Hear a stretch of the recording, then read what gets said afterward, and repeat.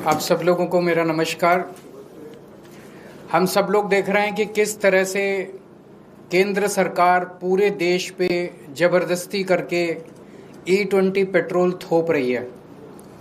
लोगों का ज़बरदस्त विरोध है, लेकिन इस विरोध के बावजूद केंद्र सरकार अपनी जिद पे अड़ी हुई है। उस जिद का कारण क्या है ये तो मेरे को नहीं पता, लेकिन केंद्र सरकार टस से मस नहीं हो रही और रोज़ झूठ पे झूठ, कभी ये मंत्री झूठ बोल रहा है, कभी वो मंत्री झूठ बोल रहा है। झूठ के पुलंदे दिए जा रहे हैं और नए नए हथकंडे अपनाए जा रहे हैं केंद्र सरकार के द्वारा लोगों को मनाने के लिए, समझाने के लिए, भाई E20 इस्तेमाल कर लो। अभी 3 जुलाई को केंद्र सरकार ने 6 ऑटो मैन्युफैक्चरिंग कंपनियों को बुलाया और बोला तुम प्रेस कॉन्फ्रेंस करके जनता को कहो भाई E20 ठीक है। ये 6 कंपनियां कौन सी हैं? Maruti Suzuki, Toyota Kirloskar, Hero MotoCorp, Hyundai motor, Bajaj auto, TVS motor company. इन 6 को कहा भाई तुम प्रेस कॉन्फ्रेंस करो और तुम जनता को बोलो भाई E20 सही पेट्रोल है, और अगर आपका व्हीकल E10 है तब भी E20 चलेगा। आपका व्हीकल E20 नहीं है तब भी चलेगा। आपका व्हीकल अगर E10, E0 पे, E5 पे चलने वाला तब भी चलेगा। तो ये 6 कंपनियां आई। इन 6 में से 3 कंपनियों ने सरकार को मना कर दिया, भाई हम तो ये इतना बड़ा झूठ नहीं बोल सकते। 3 कंपनियों ने झूठ बोला। ये 3 कंपनियां कौन सी हैं जिन्होंने झूठ बोला? मारुति सुजुकी, टोयोटा किर्लोस्कर और हीरो मोटोकॉर्प। इन तीनों ने मीडिया में बोला, तीनों के जो आए थे रिप्रेजेंटेटिव्स, कि अगर आपका व्हीकल E0 है, E5 है, E10 है और अगर आप उसमें E20 पेट्रोल डाल दो तो कोई दिक्कत नहीं है। थोड़ी बहुत 5-7% माइलेज गिरेगी, लेकिन कोई नुकसान नहीं होगा। टंकी को भी नुकसान नहीं होगा, फ्यूल सिस्टम को भी, इंजन को भी कोई नुकसान नहीं होगा। ये उन्होंने तीनों कंपनियों ने झूठ बोला। ये मैं साबित कर रहा हूं। आज उनके ओनर मैनुअल लेके आया हूं मैं। ओनर मैनुअल क्या होता है? जब आप गाड़ी खरीदते हो तो गाड़ी के साथ एक ओनर मैनुअल मिलता है। उसमें सारी टर्म्स एंड कंडीशंस होती है। वो एक तरह से कॉन्ट्रैक्ट होता है कंज्यूमर और ऑटो कंपनी के बीच में। अब टोयोटा का जो ओनर मैनुअल है वो क्या कहता है? टोयोटा का ओनर मैनुअल कहता है Toyota allows use of ethanol blended gasoline where ethanol content is up to 10%। मतलब वो कह रहा है कि 10% तक इथेनॉल होना चाहिए। और उसमें नीचे नोट में लिखा है, if you are not satisfied with drivability और fuel economy of your vehicle when you use gasoline alcohol blend, you should switch back to unleaded gasoline containing no alcohol.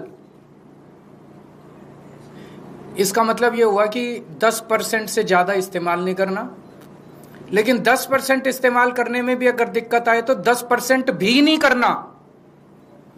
ये उनके ओनर मैनुअल में लिखा है। और ये सरकारी पीसी में जाके, प्रेस कॉन्फ्रेंस में जाके कहते हैं E10 में E20 भी इस्तेमाल कर लो, कोई दिक्कत नहीं है। ये टोयोटा के Innova high cross, Fortuner, Glanza, urban cruiser, Innova Crysta, सारे जितने इनके ब्रांड हैं, जितने तरह के इनके मॉडल हैं, हर एक के ओनर मैनुअल में सेम लाइन लिखी हुई है। मारुति ने भी जाके सरकारी प्रेस कॉन्फ्रेंस में बोला कि E10 के व्हीकल में E20 से, E10 का व्हीकल क्या है आम लोगों की भाषा में समझा दूं। 2023 से पहले जितने व्हीकल बने हुए हैं जो इथेनॉल के लिए नहीं बने थे, जो प्योर पेट्रोल के लिए बने थे, लेकिन उसमें अगर 10% इथेनॉल इस्तेमाल भी कर लो तो कोई दिक्कत नहीं होती, तो उनको E10 कंप्लायंट बोलते हैं। तो 2023 से पहले बने हुए व्हीकल्स जो या तो 0 इथेनॉल पे या 10% तक जिसमें इस्तेमाल किया जा सकता है, उसको E10 बोलते हैं। 2023 के बाद से सारे व्हीकल इंडिया में E20 बनने लग गए। मारुति क्या कहती है? मारुति का मैनुअल कहता है blends of unleaded gasoline and ethanol also known as gasohol are commercially available in certain areas.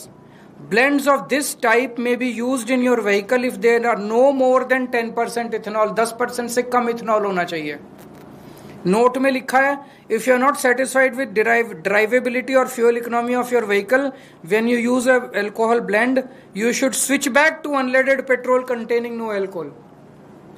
10% से ज्यादा इस्तेमाल नहीं करना, लेकिन 10% से भी दिक्कत आए तो कोई अल्कोहल इस्तेमाल नहीं करना। ये मारुति वाले कह रहे हैं। मारुति का जितने मॉडल हैं, बलेनो, डिजायर, सब में यही लिखा हुआ है। और सरकारी प्रेस कॉन्फ्रेंस में जाके ये कंपनियां कहती हैं कि E20 इस्तेमाल कर लो, E10 में कोई दिक्कत नहीं होगी। इन कंपनियों ने झूठ बोला। इन तीनों कंपनियों ने, मारुति सुजुकी, टोयोटा किर्लोस्कर और हीरो मोटरकॉर्प। मैं इन तीनों को पूछना चाहता हूं कि अपने कस्टमर को धोखा मत दो, अपने कस्टमर से झूठ मत बोलो। सरकारें आती जाती रहती हैं, वैसे भी ये सरकार अब ज्यादा दिन चलने वाली नहीं है। Customer is the king. अगर लोगों ने तुम्हारा माल खरीदना बंद कर दिया, उसके बाद कहां जाओगे? कल मैं चिट्ठी लिखूंगा इनको सबको, इन तीनों कंपनियों को जिन्होंने झूठ बोला, और उनसे कहूंगा भी आपका ओनर मैनुअल तो ये कहता है और आप ये कहते हो, लिखित में दे दो। लिखित में दे दो कि अगर किसी गाड़ी की, तुम्हारी गाड़ी की माइलेज 10% से ज्यादा कम हो जाती है तो क्या आप उस बंदे को माइलेज के लिए कॉम्पेंसेट करोगे? अगर आपके इथेनॉल गाड़ी में इथेनॉल E20 इस्तेमाल करने से अगर गाड़ी खराब हो जाती है, वियर एंड टियर होती है, तो क्या उस गाड़ी के कंपोनेंट को रिप्लेसमेंट आप कॉम्पेंसेट करोगे? एक बार हाँ कह दो, लाइन लग जाएगी तुम्हारे प्लांट के सामने पूरे देश में गाड़ियों की। मैं दूसरी कंपनियों को भी लिखूंगा जिन्होंने सरकार के कहने के बावजूद भी नहीं बोला। उनसे बस ये पूछूंगा भी एक बारी क्लैरिफाई कर दो कि क्या आप भी मानते हो कि E10 में E20 पेट्रोल इस्तेमाल नहीं किया जा सकता? सभी कंपनियों को कल मैं एक चिट्ठी लिखूंगा और अगले हफ्ते में प्रधानमंत्री जी को चिट्ठी लिखूंगा कि प्रधानमंत्री जी, आपके इस मिस एडवेंचर का नुकसान जनता क्यों भुगते?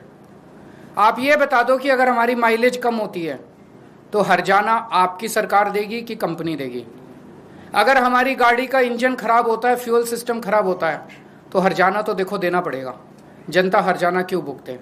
हर्जाना आप दोगे कि कंपनी देगी? दूसरा, सरकार ने एक और झूठ चला रखा है कि ये इंडिया कोई पहला कंट्री थोड़ी है जो इथेनॉल इस्तेमाल कर रहा है। और भी बहुत कंट्रीज हैं जो इथेनॉल इस्तेमाल कर रहे हैं, वहां तो शोर नहीं कर रहे लोग। ये आधा सच है।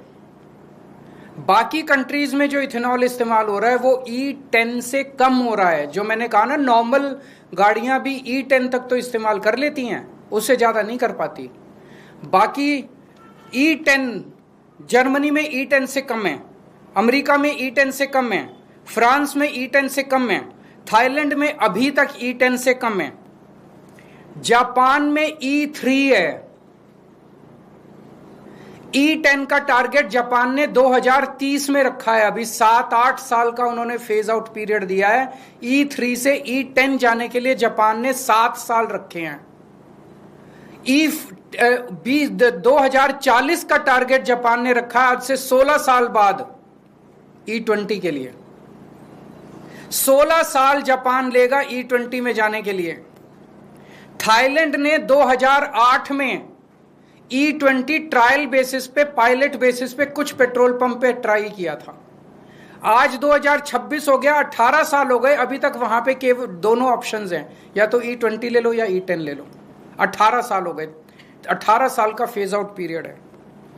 ब्राजील पूरी दुनिया में अकेला देश है जहां पे E100 है, जीरो पेट्रोल, पूरा के पूरे। वो फ्लेक्सी फ्यूल कार्स बोलते हैं, फ्लेक्सी फ्यूल व्हीकल्स बोलते हैं उनको। ब्राजील ने कितने साल लिए? 50 साल लिए उन्होंने ट्रांजिशन के लिए। 1931 में ब्राजील में E5 इंट्रोड्यूस हुआ था और 1985 में E20 इंट्रोड्यूस हुआ था। 50 साल लगे उनको। 1975 में ब्राजील ने ट्रांजिशन शुरू किया। 10 साल, 1975 से 1985 के बीच में 10 साल उन्होंने लिए ट्रांजिशन करने के लिए, और 1985 से आज तक उन्होंने टाइम लिया। अब वहां पे आपको ऑप्शन मिलता है ब्राजील में, या तो आप E100 ले लो या आप E20 ले लो, E30 ले लो। वहां E30 बेसिक है। उन्होंने इतने साल में अपने सारे व्हीकल्स को कंप्लायंट कर लिया। इंडिया में 6 फरवरी 2023 को ट्रायल बेसिस पे पूरे देश में 1900 पेट्रोल पंप पे, केवल 1900 पेट्रोल पंप्स पे E20 इंट्रोड्यूस किया गया। और मात्र 3 साल के बाद 1 अप्रैल 2026 को पूरे देश के 90,000 पेट्रोल पंप्स के ऊपर E20 थोप दिया गया, जबरदस्ती कर दिया गया। हमारे देश में 22 करोड़ मोटरसाइकिल ऐसी हैं जो E20 कंप्लायंट नहीं है, वो E20 इस्तेमाल नहीं कर सकती। 8 करोड़ कार ऐसी हैं जो E20 कंप्लायंट नहीं है, वो E20 इस्तेमाल नहीं कर सकती। सरकार की इस जिद की वजह से 30 करोड़ व्हीकल्स रिस्क पे हैं। 30 करोड़ व्हीकल्स, इनका कबाड़ा हो जाएगा 30 करोड़ व्हीकल्स का। मेरी हाथ जोड़ के विनती है मोदी जी से, जिद मत करो, मान जाओ। एक ही चीज मांग रही है जनता की, ऑप्शन दे दो। आप E20 रखो, लेकिन जब आदमी पेट्रोल पंप पे जाए तो उसको E0 भी मिलना चाहिए, E10 भी मिलना चाहिए, E20 भी मिलना चाहिए। अलग अलग दाम रख दो, जिसके जो समझ में आए, जिसकी जेब जो अलाउ करे, जिसका जो विचार बने, जिसकी जो बुद्धि अलाउ करे, वो खरीद ले। कोई क्वेश्चन है तो बता दीजिए। सर, उस प्रेस कॉन्फ्रेंस में मैं मौजूद था। टोयोटा किर्लोस्कर की तरफ से बात कही गई कि माइलेज ड्रॉप सिर्फ 3 से 5% है, depending on the manufacturer make and uses of the car. Number 1। Number 2, तो ये भी कह रहे हैं कि उनके पास जो कंप्लेंट्स आ रही है देश भर से, उसमें 1-2 केसेस हैं जो अडल्टरेटेड फ्यूल के हैं। लार्जली E20 की वजह से कोई प्रॉब्लम नहीं आ रही। मैं भी यही कह रहा हूँ, मैंने देखा है वो जो आप कह रहे हो, मैंने उनका वीडियो सुना है। एग्जैक्टली वो इसको एडल्टरेटेड पेट्रोल पे डाल रहे हैं। एक बार लिखित में दे दें, एक बार लिखित में दे दें कि नॉन कंप्लायंट E20 व्हीकल्स में E20 अलाउड है, फिर देखो लाइन लग जाए। और we will compensate the people whose vehicles damage और फेस। वो तो 3 से 5% कह रहे हैं, मैंने तो 10% कह दिया। जिसकी माइलेज 10% से ज्यादा गिर जाए, लोगों की 30% माइलेज गिर रही है, जिसकी 10% से ज्यादा माइलेज गिर रहा है उसको कॉम्पेंसेट कर दे टोयोटा वाले। जिसका गाड़ी खराब हो जाए उसको कॉम्पेंसेट कर दे, और एक थर्ड पार्टी ले आएंगे जो कि डिसाइड कर लेगी कि एडल्टरेटेड पेट्रोल की वजह से है कि E20 की वजह से। सर, दिल्ली सरकार के स्वास्थ्य विभाग, फिर ये टोयोटा ने ये क्यों लिखा अपना ऑनर मैनुअल में? इसमें यही लिख देते E10 में E20 डाल लो, E30 डाल लो। सर, 650 करोड़ के घोटाले का आरोप है स्वास्थ्य विभाग में। इसके ऊपर मैं 1-2 दिन में प्रेस कॉन्फ्रेंस करूंगा, डिटेल्ड प्रेस कॉन्फ्रेंस। हमारे नेताजी इस पे काफी कर चुके हैं। सर, राम मंदिर को लेकर क्योंकि आपने मुखर होकर बोला भी है, तो मंदिर की तरफ से ये कहा गया कि जिसको चढ़ावे की जो चीजें थी 2800 से ज्यादा, अगर वो लापता हो गई है तो लोग आकर देख लें, सभी की चीजें सुरक्षित है। और चंपत राय का, अनिल मिश्रा का इस्तीफा कल मंजूर हो गया। केवल इस्तीफे मंजूर होने से नहीं होगा। कल मैंने भी देखा, जनता बहुत आहत है। चोरी हुई है, बहुत बड़े स्केल पे चोरी है। चोरी नहीं होती तो आपको क्या लगता है FIR कर देते इतनी आसानी से? इतने शरीफ लोग हैं, FIR की है, मान रहे हैं चोरी हुई है, और इन्होंने 8 लोगों को अरेस्ट किया है जो छोटे छोटे लोग हैं। जनता की एक ही मांग है कि एक तो चंदा चोरी करने वालों को फांसी चढ़ाओ, इस्तीफे से काम नहीं चलेगा, और दूसरा कड़ी से कड़ी सजा दी जाए, और ताकि आगे से कोई चंदा चोर। और दूसरा, देश के सभी बहुत सारे मंदिरों पे, धार्मिक संस्थानों पे इन चंदा चोर पार्टी और इनके संगठनों का कब्जा हो गया है, अनहोली। ये देश के सारे मंदिरों को, धार्मिक संस्थानों को इनके कब्जे से मुक्त कराना पड़ेगा, और इनको सारे मंदिरों को धर्मात्माओं को, महात्माओं को सौंपना पड़ेगा ताकि वो इसको अच्छे से चला सके। सर, एक और सवाल है। VHP ने ये लेटर लिखा था जांच अधिकारी को कि जो आप आरोप लगा रहे हैं, आप अखिलेश यादव, संजय सिंह जी, तो ये बयान दर्ज कराए जाए कि किस आप लोग को बुलाया जाए और आपके बयान दर्ज हो। VHP को चंदा चोरी से कोई आपत्ति नहीं है। उनके अपने वाइस प्रेसिडेंट है ना चंपत राय VHP का, उनके अपने वाइस प्रेसिडेंट के ऊपर आरोप लग रहे हैं कि उसने चोरी की, उस पर कुछ नहीं लिख रहे। उन्हें आपत्ति हमसे, ये इसमें भी राजनीति कर रहे हैं वो लोग। उन्हें स्टेटमेंट देना चाहिए था कि भाई जो भी चोरी हुई इसका हिसाब करो, चोरों को जेल भेजो। वो चोरों को जेल भेजने के बारे में नहीं कह रहे, कह रहे केजरीवाल को जेल भेजो। इसकी हिम्मत कैसे हुई मुद्दा उठाने की?